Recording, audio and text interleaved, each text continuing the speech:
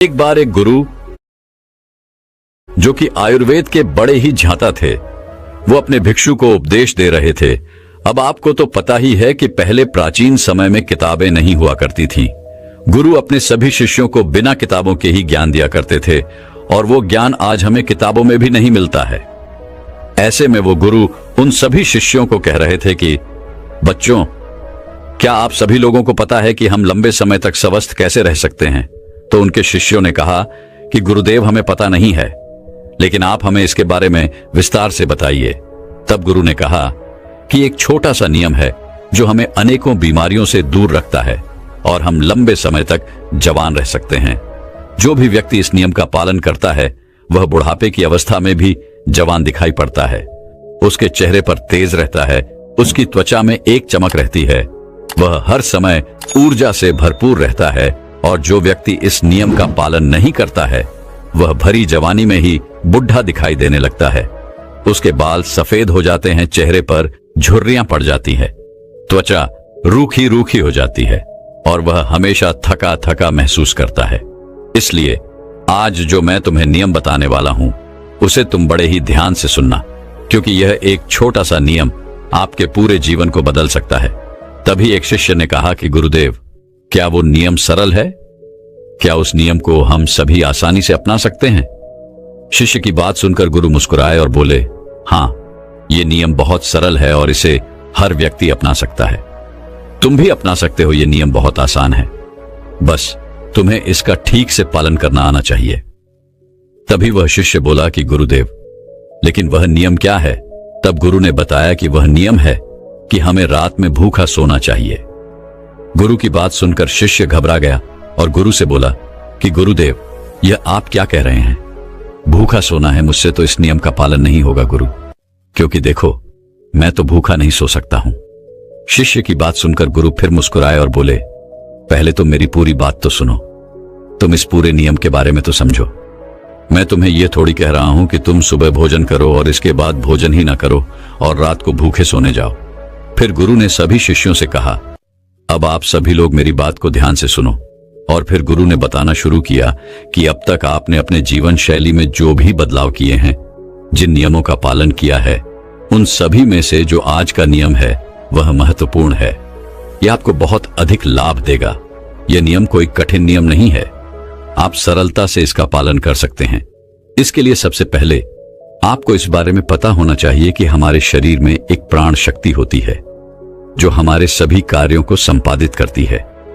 जैसे कि जब हम भोजन करते हैं तो वो प्राण शक्ति हमारे भोजन को पचाने में लग जाती है। हम कोई दिमाग का कार्य कर रहे होते हैं तो उस समय वो प्राण शक्ति उस दिमागी कार्य को ठीक तरीके से संचालित करने में लग जाती है। जब हम दौड़ रहे होते हैं तो दौड़ते समय भी हमारी जो प्राण शक्ति है वो कार्य करती है। वो प्राण शक्ति हमारे शरीर के हर कार्य को संपादित करती है। लेकिन यहां पर एक बात समझने वाली यह है कि प्राण शक्ति केवल एक समय में एक ही कार्य कर सकती है। अगर आप भोजन करते हैं और भोजन करने के तुरंत बाद अगर आप कुछ गहरी सोच में पड़ जाते हैं तो आपके पाचन तंत्र पर इसका प्रभाव पड़ेगा, क्योंकि जो प्राण शक्ति है वो पूरे तरीके से पाचन पर लग ही नहीं पाती है, उसे तो आपने बांट दिया है। प्राण शक्ति का काम था कि जो भोजन आपने खाया है वो उसको पचाए, लेकिन आप तो गहरी सोच में डूब गए और प्राण शक्ति को एक नया काम मिल गया। अगर आप भोजन करने के बाद कोई शारीरिक परिश्रम करना शुरू कर देते हैं या फिर तेज तेज चलना शुरू कर देते हैं तो यह भी ठीक नहीं है, क्योंकि प्राण शक्ति जो पूरी तरह से पाचन पर लगती थी वो अब आपके तेज चलने पर खर्च हो रही है। इसलिए आपको भोजन करने के बाद बहुत तेज नहीं चलना है, नहीं तो आपकी प्राण शक्ति आपके तेज चलने की तरफ आकर्षित हो जाएगी। इसीलिए आपको भोजन करने के बाद धीरे धीरे ही टहलना है। इसके बाद गुरु ने उन शिष्यों को कहा कि यह तो तुम्हें समझ में आ गया होगा कि प्राण शक्ति एक समय में एक ही काम यह कर सकती है। लेकिन जब आप देर रात में भोजन करते हैं, देर से आप खाना खाते हैं, तो पता है क्या होता है? इससे हमारे शरीर पर 3 प्रभाव पड़ते हैं। अब आप सभी इन 3 प्रभावों को ठीक से समझो। पहला प्रभाव जो हमारे शरीर पर पड़ता है वो यह है कि जो आपकी जठराग्नि होती है वो सूर्य के साथ काम करती है। यानी कि जैसे जैसे सूर्य का उदय होता है तो आपकी जो पाचन अग्नि है वह बढ़नी शुरू हो जाती है। दोपहर में वह बढ़ जाती है और संध्या काल में वह थोड़ी मंद पड़ जाती है।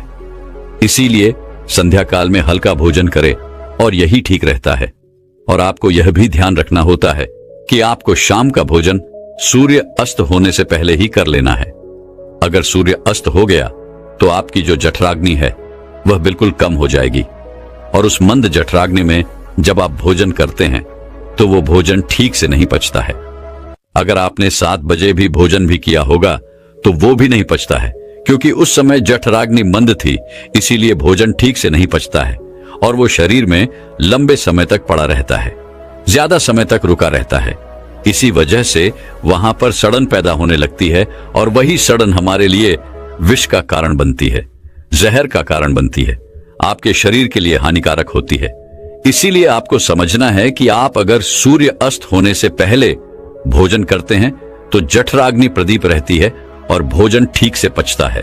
दूसरा प्रभाव जो आपके शरीर पर पड़ता है वो ये है कि रात्रि के समय जो आपकी प्राण शक्ति है वो हीलिंग में लगनी चाहिए, यानी कि शरीर में जो मरम्मत होनी है, शरीर में जो टूट फूट होती है, उसकी मरम्मत में वो प्राण शक्ति लगनी चाहिए। लेकिन अक्सर लोग क्या करते हैं, भोजन करते हैं और सो जाते हैं, जो कि बहुत गलत है, क्योंकि मैंने आपको पहले बताया कि प्राण शक्ति एक समय में एक ही कार्य करती है। लेकिन जब आप खाना खाकर तुरंत सो जाते हैं तो आपकी क्रॉनिक शक्ति पूरी तरह भोजन को पचाने में लगी रहती है, और इस वजह से वो हीलिंग का कार्य जो है वो नहीं कर पाती है, शरीर की मरम्मत नहीं कर पाती है।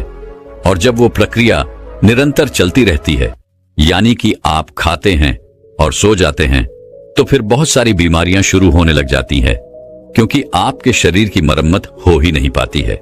आपकी प्राण शक्ति ठीक से अपना कार्य नहीं कर पाती है, वो हीलिंग का मरम्मत का कार्य नहीं कर पाती है, और इसी वजह से अनेक बीमारियां पैदा हो जाती हैं।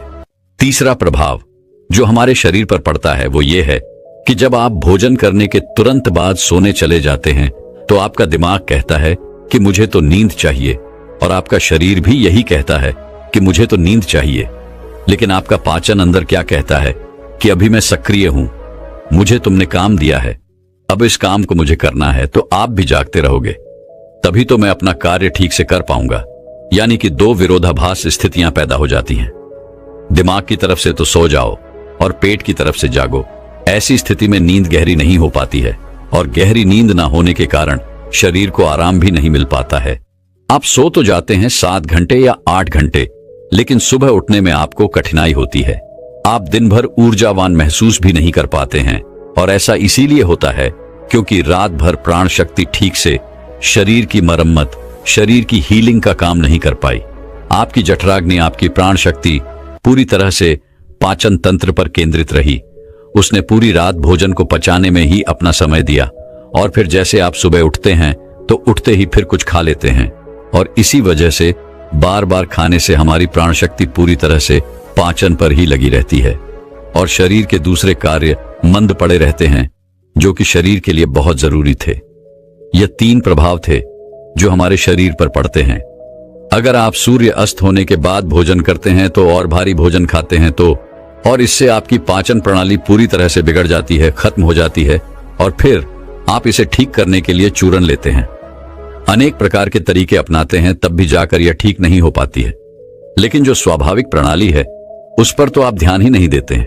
यह स्वाभाविक प्रणाली जो परमात्मा ने आपको दी है, जिससे आपका शरीर खुद ही खुद को साफ कर लेता है, खुद ही खुद की बीमारियों को ठीक कर लेता है। फिर गुरु सभी शिष्यों से कहते हैं कि अब मेरी बात को ध्यान से सुनो, शरीर अपनी बीमारियां अपने आप ठीक करेगा, लेकिन उसके लिए तुम्हें क्या करना है इस बात को समझो। इसके लिए आपको 7 बजे से पहले अपना आहार लेना है। अगर आप 7 बजे से पहले भोजन कर लेते हैं तो उसके बाद आप 9-10 बजे तक सोने के लिए जाते हैं, तो आपके पास लगभग 3 घंटे का समय होता है। और जो यह 3 घंटे का समय होता है, और इसमें जो भी आपने हल्का फुल्का भोजन किया है वह आपके पेट से नीचे उतरना शुरू हो जाता है, और उसका अर्ध पचन हो जाता है, यानी कि पाचन का आधा कार्य समाप्त हो जाता है। उसके बाद आप सो जाते हैं, तो सोने के बाद 1 बजे तक आपका भोजन ठीक से पच भी जाता है, यानी कि आपने 7 बजे भोजन किया तो आपका आधा भोजन 10 बजे पच गया, और जो बचा वह रात्रि के 1 बजे तक पच गया। और 1 बजे के बाद जो आपकी प्राण शक्ति है वो मरम्मत का कार्य करेगी, वो हीलिंग का कार्य करने लग जाएगी। फिर गुरु उन सभी शिष्यों से कहते हैं कि आपकी प्राण शक्ति अपने कार्य को ठीक तरीके से करे। उसके लिए आप 2 तरीकों से भूखा रह सकते हैं। मैं आपको उपवास करने के लिए नहीं बोल रहा हूं, क्योंकि उपवास करना सबके लिए संभव नहीं है। जो मैं आपको बता रहा हूं इसको कहा जाता है अर्धोपवास, या इसे प्रातकालीन उपवास भी कहते हैं। इसमें आपको उपवास करना है। वह उपवास आपको 16 घंटे का करना होता है, और इसकी शुरुआत आप ऐसे कर सकते हैं कि आपने शाम को जो भोजन किया था 7 बजे, उसके बाद अगले दिन आप 7 बजे ही भोजन करें, क्योंकि जब आप 7 बजे भोजन कर लेते हैं तो वह भोजन आपका रात्रि में 1 बजे तक पच जाता है। उसके बाद आपके शरीर के पास लगभग 6 घंटे होते हैं, और इस 6 घंटे में प्राण शक्ति शरीर की मरम्मत का कार्य करती है। आप शाम को 7 बजे भोजन करें और उसके बाद सुबह 7 बजे भोजन करें, और यह नियम हर कोई अपना सकता है। यह बिल्कुल सरल है। लेकिन अगर आप रात को 8, 9 या फिर 10 बजे भोजन खाते हैं तो आप अपने इस नियम को बदलें और 7 बजे भोजन शुरू करें, क्योंकि यह छोटा सा नियम आपके जीवन में बड़ा बदलाव करेगा। दूसरी सारी चीजें बाद में, पहले अपने शरीर के स्वाभाविक प्रणाली को ठीक करना है। अगर आपको इस नियम से और भी ज्यादा फायदा लेना है तो आप शाम को 7 बजे भोजन कीजिए और उसके बाद सुबह 11 बजे भोजन करिए। अगर आप 7 से 11 बजे भोजन करते हैं तो आपके शरीर के पास 16 घंटे होते हैं, जिसमें वह भोजन का पाचन भी करेगा, और उस भोजन को पचाने के बाद वो रिपेयरिंग का काम करना भी शुरू कर देगा। इस प्रकार से जब आप अपने शरीर को आराम देते हैं, पाचन तंत्र को रिलैक्स होने देते हैं, प्राण शक्ति को अपना कार्य करने देते हैं, तो ये प्राण शक्ति आपके पूरे शरीर को प्रभावित करेगी, पूरे सिस्टम को ठीक करेगी, और आपको यह प्रभाव 15 से 20 दिन में दिखना शुरू हो जाएगा। अगर आपको कोई गंभीर बीमारी है तो वह ठीक होना शुरू हो जाएगी।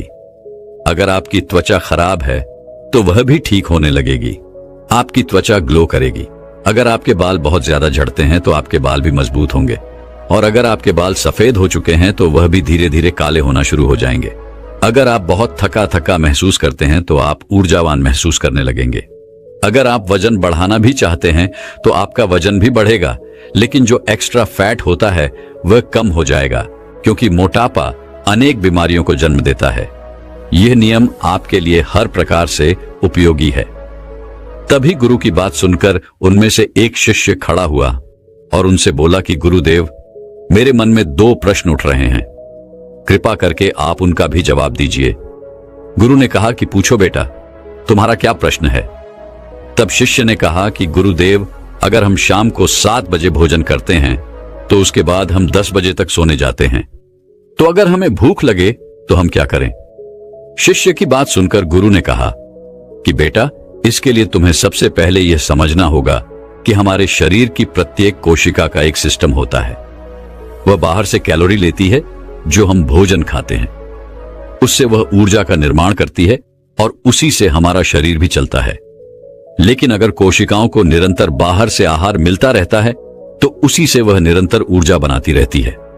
लेकिन जब आप कुछ समय तक भोजन नहीं करते हैं और बाहर से कोशिकाओं को ऊर्जा मिलना बंद हो जाती है, तो ऐसी स्थिति में कोशिकाएं अपने अंदर जो वेस्ट मटेरियल पड़ा रहता है उससे ही, चाहे वह गलत तरीके का प्रोटीन ही क्यों ना हो, कोई बैक्टीरिया ही क्यों ना पड़ा हुआ हो, वह उनका शोषण करके ऊर्जा का निर्माण करना शुरू कर देती है। इस स्थिति में कोशिकाओं की सफाई होना शुरू हो जाती है, और इस प्रक्रिया को ऑटोफिजिक कहते हैं। और इस प्रक्रिया में यह होता है कि जो कोशिकाओं के अंदर एक संरचना होती है जिसे लाकोस्टोन कहा जाता है। लाकोस्टोन के अंदर कुछ एंजाइम होते हैं, और यह एंजाइम जो वेस्ट मटेरियल कोशिका के अंदर है उसका पाचन करके उससे ऊर्जा का निर्माण करना शुरू कर देते हैं। यानी कि आपकी कोशिकाएं जब उसे बाहर से ऊर्जा नहीं मिलती है तो वह अपने अंदर के वेस्ट मटेरियल को इकट्ठा करके उसी से ऊर्जा बनाती है, और इसी तरीके से हमारे शरीर की डिटॉक्स प्रणाली भी शुरू हो जाती है। यह डिटॉक्स प्रणाली जो है वह एक ही तरीके से शुरू हो सकती है, और वह यह है कि जब आप कुछ समय तक आहार नहीं लेते हैं। दिन में पूर्ण उपवास करना लोगों के लिए संभव नहीं होता है, कठिन पड़ता है, लेकिन आप इस नियम में अधिकतर समय सो ही रहे होते हैं।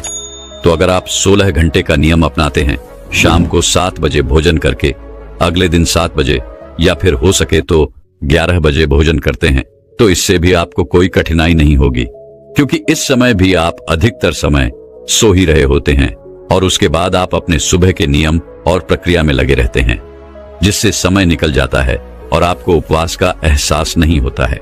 फिर गुरु ने शिष्य से कहा कि बेटा, अगर आपको 7 बजे खाना खाने के बाद भी भूख लगती है तो आप उस समय नारियल पानी ले सकते हैं, क्योंकि यह आपकी डिटॉक्स प्रणाली में कोई बाधा नहीं बनता है। इसके साथ आप एक कार्य और कर सकते हैं जिससे कि आपकी भूख पर प्रभाव भी पड़ेगा और जो आपकी डिटॉक्स प्रणाली है वो भी बेहतर तरीके से काम करने लगेगी। इसके लिए आपको सोने से पहले त्रिफला का प्रयोग करना है। जब आप सोने जाएं तो उससे पहले आधा छोटा चम्मच या फिर एक छोटा चम्मच सामान्य जल के साथ इसे ले लें। जब हम त्रिफला चूर्ण लेकर सोते हैं तो इससे डिटॉक्स प्रणाली और भी बेहतर तरीके से काम करने लगती है। जिनका मल बहुत ज्यादा रुकता है उनके लिए यह वरदान है। इसके बाद वो गुरु मौन हो जाते हैं। एक बार एक गुरु एक नगर में स्वास्थ्य से जुड़ा उपदेश दे रहे थे कि आज मैं आप सभी को ऐसे 3 धीमे जहर यानी स्लो पॉइजन के विषय में बताने जा रहा हूं, जो आज के समय में लगभग सभी व्यक्ति उन चीजों को खा रहे हैं और वह चीजें अंदर ही अंदर व्यक्ति के शरीर को खराब करती जा रही है, नष्ट करती जा रही है। चाहे उसका पाचन तंत्र हो, इम्यूनिटी हो, उसकी आंखें हो, बाल हो, त्वचा हो, इन सभी चीजों को वह प्रभावित कर रही है। साथ ही साथ वह मानसिक स्तर पर भी व्यक्ति को चिंता तनाव की स्थिति में डालने का काम कर रही है। तो अगर आपको अनेक स्वास्थ्य संबंधी समस्याओं से बचना है तो आज के इस मार्गदर्शन को जरूर ध्यान से समझिए। आज मैं आपको यह भी बताऊंगा कि क्यों इन चीजों को छोड़ना चाहिए और साथ ही साथ हमारे शास्त्रों में क्या बताया गया है। इनके स्थान पर कौन सी ऐसी चीजें हैं जो आप प्रयोग कर सकते हैं और जिसका आपके शरीर पर कोई नुकसान नहीं होगा। इन चीजों को छोड़ने में आपको कठिनाई नहीं होगी, क्योंकि मैं इनका विकल्प भी आपको बताऊंगा कि इनको छोड़ना है तो दूसरी कौन सी चीजें हैं जिनको आपको प्रयोग करना है। फिर गुरु सभी से कहते हैं कि हमारे शरीर को संचालित होने के लिए ऊर्जा की आवश्यकता होती है और यह ऊर्जा हमें ग्लूकोज से प्राप्त होती है। ग्लूकोज हमारे शरीर के लिए अच्छा है, लेकिन यहां पर यह जानना बहुत जरूरी है कि किस माध्यम से हमें वह ग्लूकोज प्राप्त हो रहा है, कितनी मात्रा में हमें वह चाहिए और क्या उसकी गुणवत्ता है। कहीं उसमें केमिकल तो नहीं है। अगर उसमें अधिक केमिकल मिले हुए हैं तो वह हमारे शरीर को नुकसान पहुंचा रहे हैं, तो हमें उसका सेवन करना बंद कर देना चाहिए। फिर गुरु कहते हैं कि पहला जहर है चीनी। आपको पता नहीं है कि चीनी कितनी अधिक नुकसान पहुंचाने वाली चीज है। आप उसे खाते रहते हैं, बाजार में गए मिठाइयां ले ली, बहुत सारी कोल्ड ड्रिंक आप पीते रहते हैं, बहुत सारे ऐसे खाद्य पदार्थ, एक पेस्ट्री आदि आप खाते रहते हैं। इनमें कितनी अधिक मात्रा में चीनी होती है, इसलिए आपको इनका सेवन बंद करना होगा, क्योंकि ये अंदर ही अंदर आपको बहुत नुकसान पहुंचा रही है। आपको आज पता नहीं चलेगा, लेकिन एक समय के बाद जब इनके दुष्प्रभाव दिखने शुरू होंगे तब आपको दिखेगा कि कितना नुकसान हमें हो गया। हमारे शास्त्रों में गुड़ का बहुत महत्व बताया गया है। गुड़ में बहुत सारे पोषक तत्व होते हैं, उससे आपके शरीर पर अच्छे प्रभाव पड़ते हैं। बहुत सारे एंजाइम होते हैं। भोजन करने के बाद भी अगर आप थोड़ा गुड़ लेते हैं तो ये आपके पाचन तंत्र को दुरुस्त करता है, जो आपकी लार गुड़ के माध्यम से जाती है।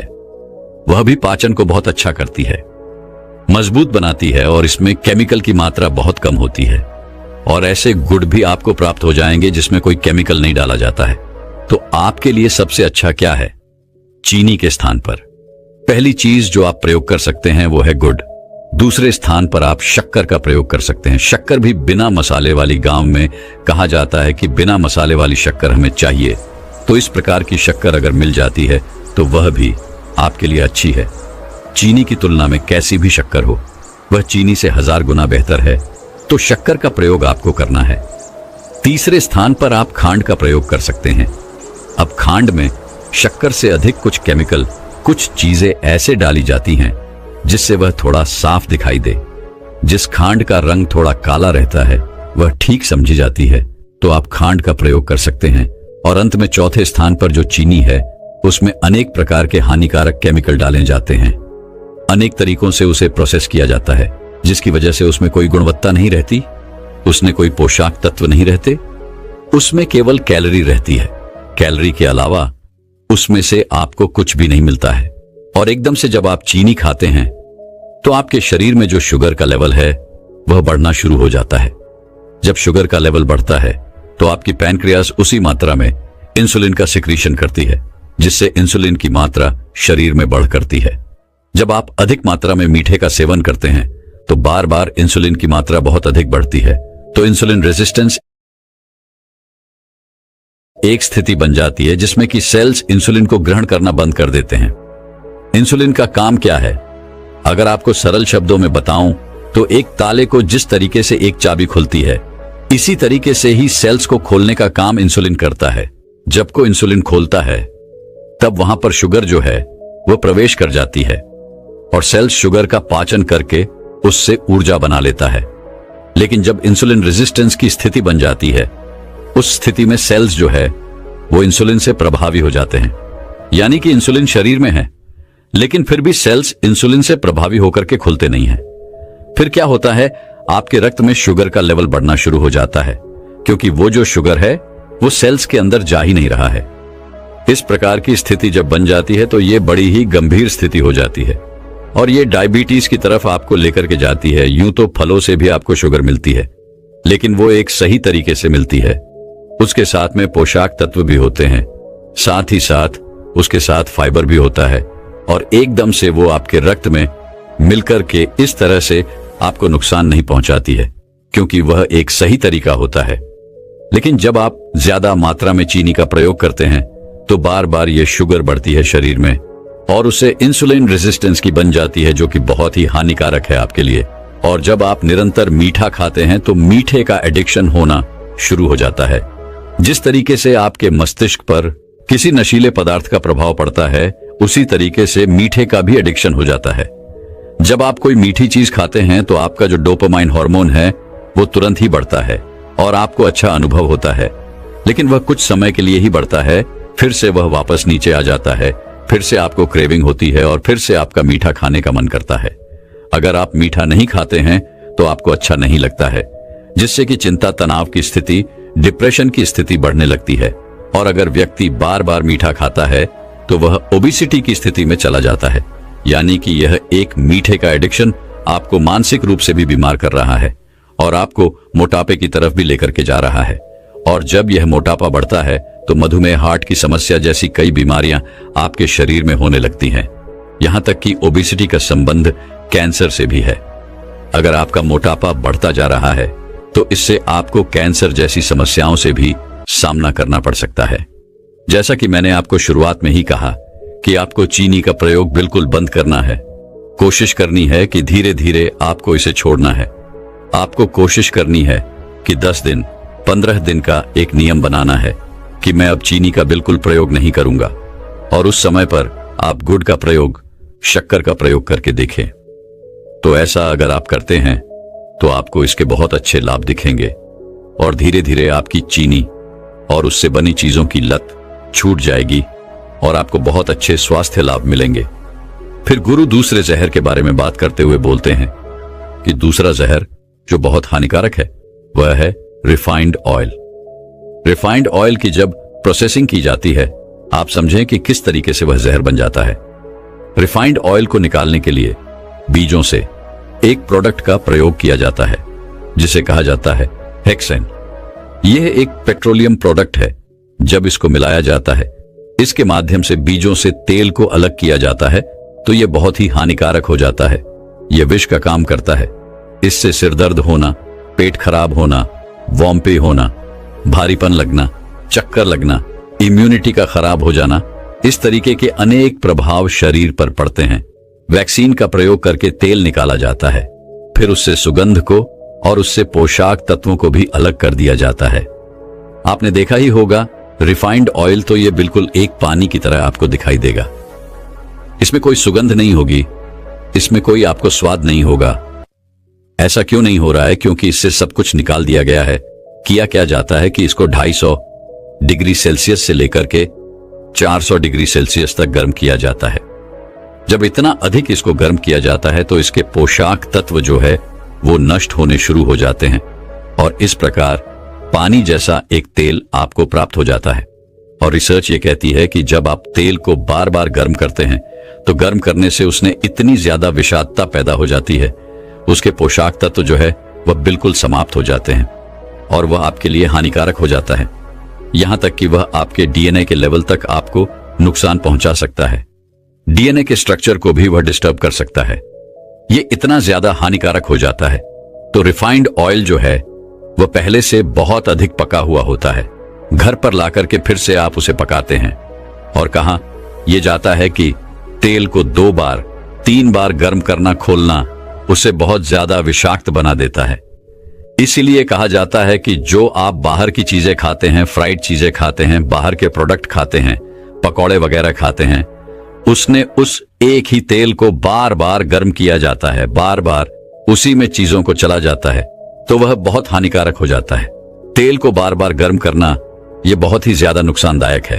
अगर आपको कुछ ऐसा खाना है तो आप घर पर सरसों के तेल का प्रयोग करके आप ऐसी चीज बनाते हैं, उसको आप ग्रहण करते हैं, तो वह बिल्कुल ठीक है, उसमें समस्या नहीं है। लेकिन रिफाइंड ऑयल को बिल्कुल अपने जीवन से हटा देना है।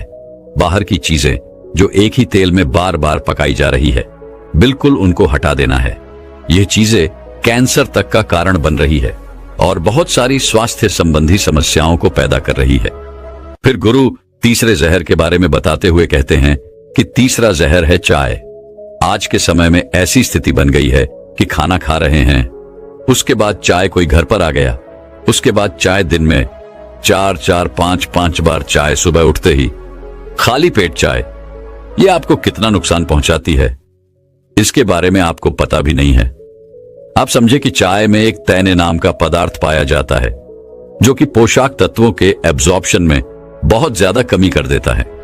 यानी कि अगर आपने कोई खाना खाया और उसके बाद या उसके साथ आपने चाय पी ली है, तो जो पोषक आपको उस आहार में से प्राप्त होने थे वह प्राप्त नहीं होंगे। यह एक बड़ा दुष्प्रभाव चाय का है कि यह पोषक तत्वों को निकालने में सक्षम ही रहता है।